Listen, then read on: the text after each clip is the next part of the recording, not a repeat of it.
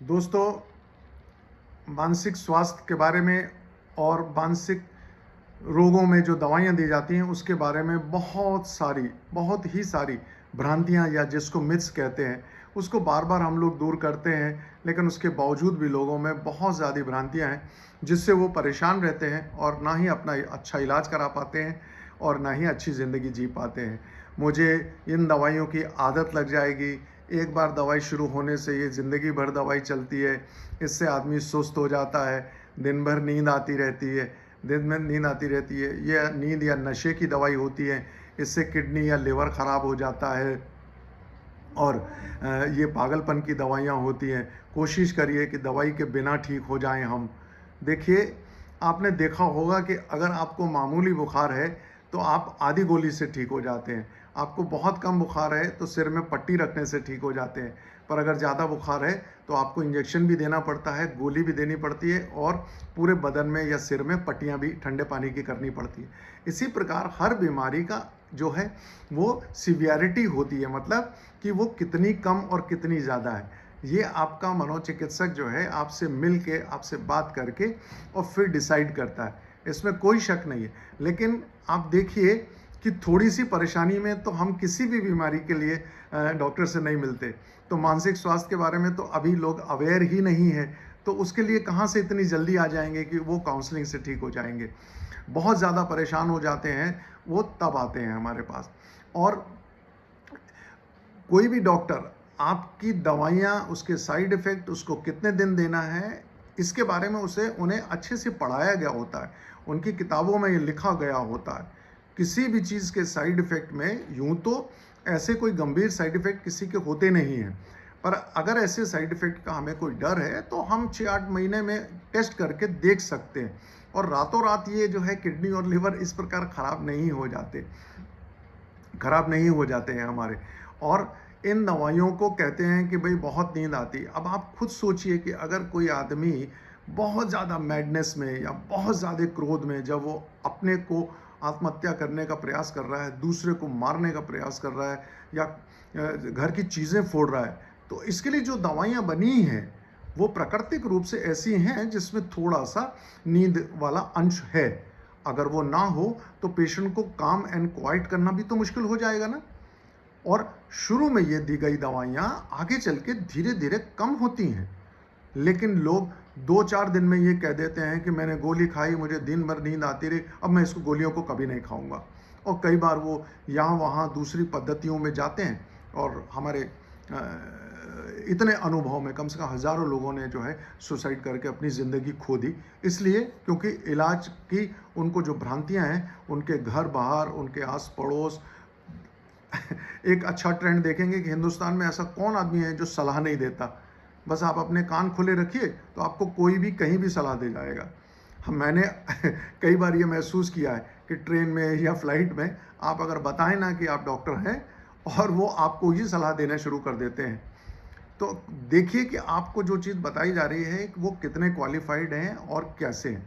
अभी एक दिन तो मैंने किसी को दवाई दी, तो उनका उनका जो है इन्फेक्शन वाला जो पैरामीटर होता है टीएलसी, वो बहुत हाई आया। तो उनको किसी दूसरी पद्धति के डॉक्टर ने बता दिया कि जा के देखिए कि उनकी वो बोलिए कि दवाई थोड़ा कम कर देंगे, इससे नहीं हुआ। जबकि वो उनको उस समय जो है यूटीआई यानी यूरिनरी ट्रैक्ट इन्फेक्शन था। तो इतना भोलापन, और वो भी पढ़े लिखे एक अफसर ग्रेड के आदमी थे। तो अपनी भ्रांतियों को हम लोग धीरे-धीरे इसी प्रकार के बहुत से डॉक्टर वीडियो बना के दूर कर रहे हैं। और हम आशा करते हैं कि आप सही तरीके से अवेयर हों मानसिक स्वास्थ्य के बारे में। आप मानसिक स्वास्थ्य से भयभीत होकर उससे मुँह फेर के आप सोच रहे हैं आप स्वस्थ हो जाएँगे, ऐसा नहीं हो सकता। तो किसी भी चीज़ के लिए कोई ज़रूरी नहीं है कि आपको बहुत सी दवाइयाँ दी जाएँ। कई बार दवाइयाँ अकेली, कई बार अकेली काउंसलिंग, कई बार काउंसलिंग के साथ दवाइयाँ और कई बार इन दोनों को एक साथ देते हैं। और दवाइयों को धीरे-धीरे कम करके फिर काउंसलिंग और आपकी खुद की हेल्थ, अगर आप अपने डाइट पैटर्न को चेंज करते हैं, अपनी लाइफ़स्टाइल को चेंज करते हैं, उसकी काउंसलिंग भी आपको दी जाती है। हाँ, होता है कि कई बार कई डॉक्टर नहीं इस चीज़ को देखते, लेकिन मैं अपने साथ ये ज़रूर करता हूँ कि अपने पेशेंट्स को पहली बात तो उसकी बीमारी के बारे में आप बताइए, उसका कोर्स बताइए, ये कितने साल चलेगी, आगे चल के इस बीमारी से आपको क्या सावधानी रखनी है, क्या ये बीमारी आपके बाल बच्चों को हो सकती है, और अगर हो सकती है तो उसके क्या क्या लक्षण होंगे। एक उदाहरण मैं बताता हूँ कि एक परिवार है जिसमें दुर्भाग्य से माता और पिता दोनों को स्किज़ोफ्रेनिया हो गया, ठीक है। इसी बीमारी को हम आम भाषा में पागलपन, मैडनेस बोलते हैं।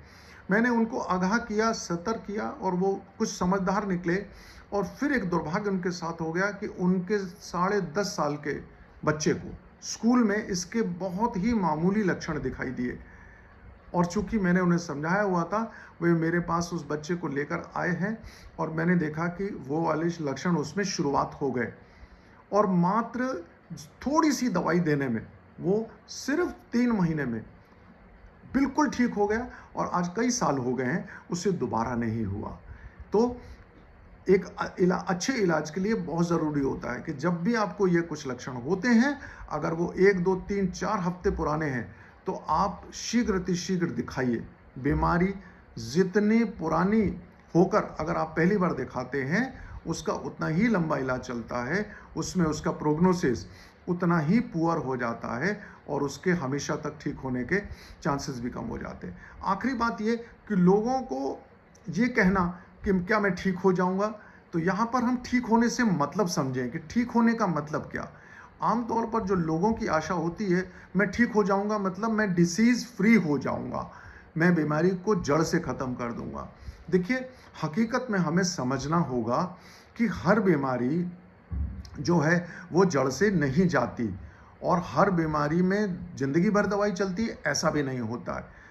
बीमारी और लक्षणों को मैनेज करते हैं, और पूरी कोशिश करते हैं कि वो हमेशा के लिए जो है वो जड़ से ठीक हो जाए।